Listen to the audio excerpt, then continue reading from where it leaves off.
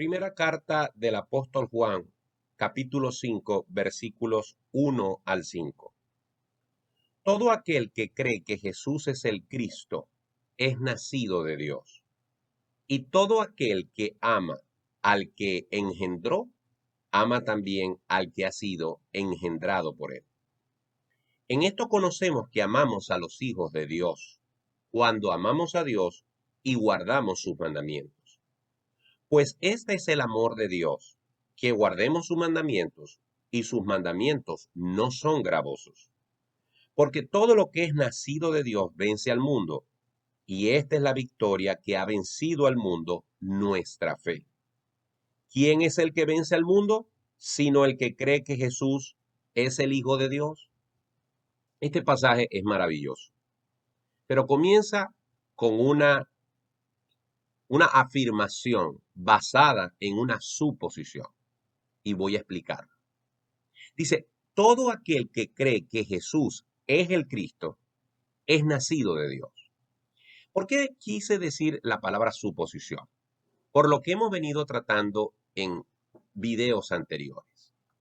Hay una diferencia en una confesión religiosa verbal y hay una diferencia en que esa confesión se haga de los labios para afuera o se concrete en una manifestación de frutos dignos de arrepentimiento.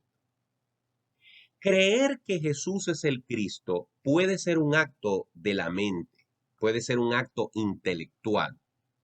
Dice la Biblia que los demonios creen y tiemblan.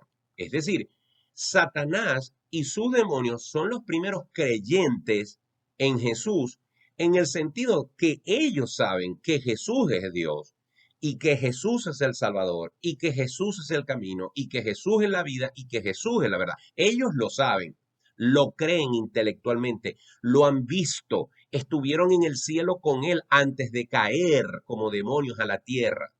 Luzbel, que ahora es Satanás, estuvo en el mismo cielo donde estaba Jesús antes de encarnarse. Así que no es un acto de creer en Dios, de creer en Jesús, de creer en el Cristo con la mente. No es un acto intelectual. Por lo tanto, aquí la palabra creer del versículo 5 va más allá, es un creer en el corazón. Es depositar confianza absoluta y plena en que Jesús es Dios, es el Hijo de Dios y es la propiciación, es la provisión de Dios para nuestra salvación. Eso es creer en Jesús. Eso es creer que Jesús es el Cristo, el Mesías, el Cordero, la solución de Dios para nuestra vida. Si yo digo que creo en Jesús y creo en su sacrificio en la cruz, pero no confío en ese sacrificio para mi salvación, sino que mi salvación está depositada, mi confianza está depositada en que yo he sido una buena persona. Yo no creo que Jesús es el Cristo, aunque lo diga con mi boca y aunque lo crea con mi mente. Tengo que creer y confiar en el corazón. Las personas que hacen eso son nacidos de Dios. Se ha dado en ellos el nuevo nacimiento.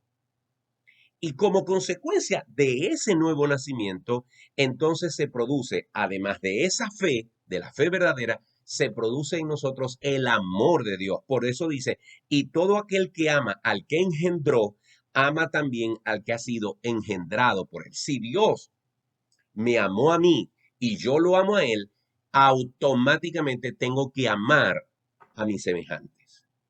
Versículo 2. En esto conocemos que amamos a los hijos de Dios, cuando amamos a Dios y guardamos su mandamiento. Apenas en 2 versículos surgen 3 palabras que se entretejen en este pasaje. Fe en Cristo como el verdadero Dios, el verdadero Salvador. Amor en nuestros corazones porque Dios nos ha amado y por lo tanto tenemos que amar a nuestros semejantes. Y 3, al final del versículo 2, se manifiesta la obediencia, porque cuando decimos que amamos a Dios, vamos a guardar sus mandamientos. Versículo 3, pues este es el amor de Dios, que guardemos sus mandamientos y sus mandamientos no son gravosos. Jesús dijo que el que quería ser su discípulo tenía que hacer algunas cosas, como negarse a sí mismo y todos los días tomar su cruz y seguirle a Él.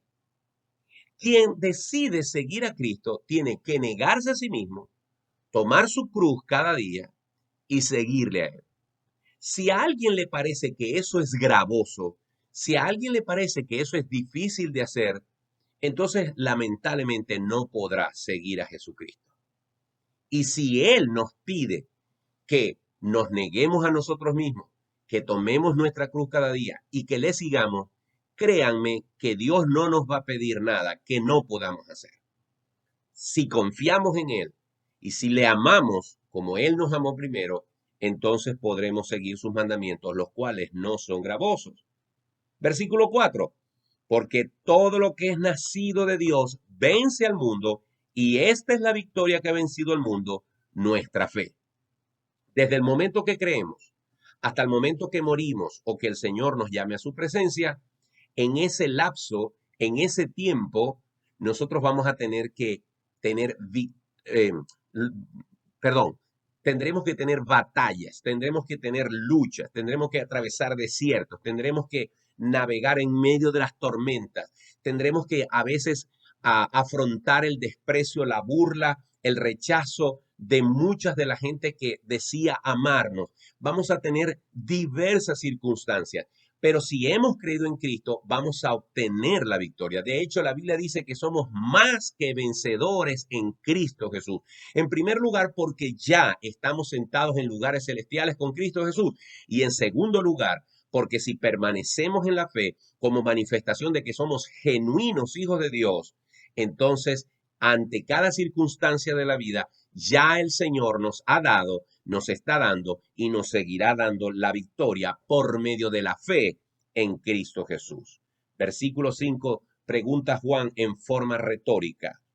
¿Quién es el que vence al mundo? Sino el que cree que Jesús es el Hijo de Dios.